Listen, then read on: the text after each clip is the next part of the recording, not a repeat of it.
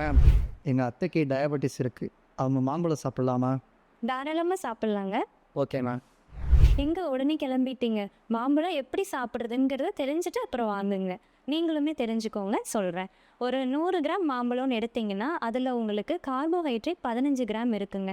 நார்ச்சத்துன்னு பார்த்தீங்கன்னா 1.6 கிராம் இருக்குங்க. இது இல்லாமல் நிறையா ஆன்டி ஆக்சிடென்ட்ஸ் இருக்குது. விட்டமின் சி, ஏ போன்ற விட்டமின்கள் வந்து அதிகமாகவே இருக்குங்க. இந்த ஆன்டி ஆக்சிடென்ட்ஸ் எல்லாம் என்ன பண்ணும் அப்படின்னா நம்மளோட உடம்புல இருக்க செல் டேமேஜை வந்து கம்மி பண்ணும். ஓகேங்களா? இது இல்லாமல் ஃபோலேட்டுன்னு ஒரு முக்கியமான பொருள் இருக்குது. இது கருவுற்றிருக்கும் தாய்மார்களோட கரு வளர்ச்சிக்கு ரொம்பவுமே இன்றியமையாதது.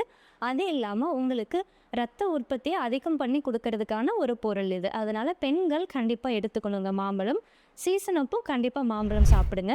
மாம்பழத்தில் மேஞ்சிஃபெரின் அப்படின்ற ஆன்டி ஆக்சிடென்ட்ஸ் அதிகமாக இருக்குது. இது நம்மளோட உடல் செல்கள் டேமேஜ் ஆகிறத வந்து தடுக்குதுங்க. ஆனால் மாம்பழம் சாப்பிட்றதுக்கு அளவு கண்டிப்பாக இருக்குங்க. இப்போ ஒரு மீடியம் சைஸ் மாம்பழம் எடுத்துக்கிட்டிங்க அப்படின்னா ஒரு பாதி அளவு தாங்க நீரிழிவு நோயாளிகள் எடுத்துக்கணும். அதுவுமே புரதச்சத்துக்களோடு சேர்ந்து நீங்கள் எடுத்துக்கிறப்போ இன்னுமே உங்களுக்கு நன்மை பயக்கும். அதை எப்படி எடுத்துக்கலாம் அப்படிங்கிறதையும் சொல்கிறேன். ஒரு ஹாஃப் மாம்பழம் தோலை எடுத்துகிட்டு வச்சுக்கோங்க.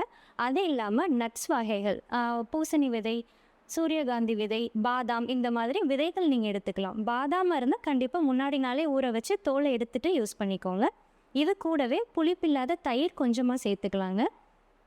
சியா சீட்ஸ், ஆளி விதைகள், இந்த மாதிரி விதைகளையுமே சேர்த்துக்கலாம். சியா சீட்ஸ், சப்ஜா சீட்ஸ் சேர்த்துறப்போ மினிமம் ஒரு 1 மணி நேரம் முன்னாடியே ஊற வச்சு அதை வந்து எடுத்துக்கோங்க. இதெல்லாம் தேவைப்பட்டால் தண்ணி வந்து ரொம்ப சிறிய அளவாக நீங்கள் சேர்த்துக்கிட்டு ஒரு திக்கான பதத்தில் இருக்கும் ஸ்மூதி கன்சிஸ்டன்சியில் நீங்கள் எடுத்துக்கிட்டே வாங்க.